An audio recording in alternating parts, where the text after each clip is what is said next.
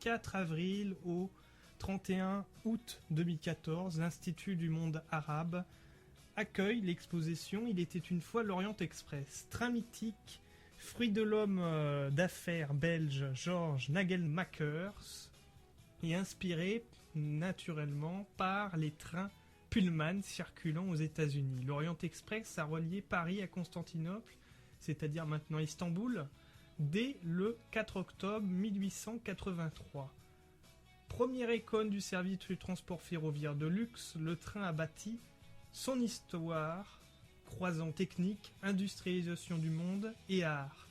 Il a construit son histoire par ses célèbres passagers, Joséphine Baker, Pierre Loti, Mata Hari, Laurence d'Arabie, Marlène Dietrich, pour ne citer que, par ses aventures également, par exemple 5 jours de retard en 1929 dû à des chutes de neige impressionnantes, 5 jours de retard alors qu'un Paris-Constantinople faisait 4 jours.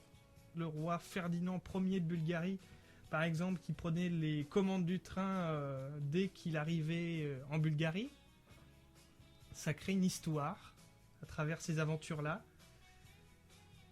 Par sa dimension d'unité de lieu théâtral, côté littérature, on a l'incontournable Crime de l'Orient Express d'Agatha Christie. Côté cinéma, on a James Bond qui avait, dans Bon baiser de Russie, qui avait tourné dans le fameux train de l'Orient Express. Sherlock Holmes attaque l'Orient Express aussi. Ensuite, par son sens de l'exigence du service pleinement satisfait, avec du décor luxueux jusqu'au rôle du personnel, rideaux de velours de gêne, bas-relief en cristal de Lalique, détails art déco de premier ordre, canapé, véritable fauteuil dans un train, c'était vraiment inimaginable et pourtant ça a été fait pour l'époque. Il a construit son histoire par son ouverture au monde naturellement. C'est le sens ciné du voyage, facilement accessible sous 4 jours grâce à la découverte de la vitesse ferroviaire qui se mettait doucement en place, même rapidement en place, puisqu'en 4 jours, on reliait Constantinople, permettant de développer les déplacements internationaux au-delà des artistes et des aventuriers.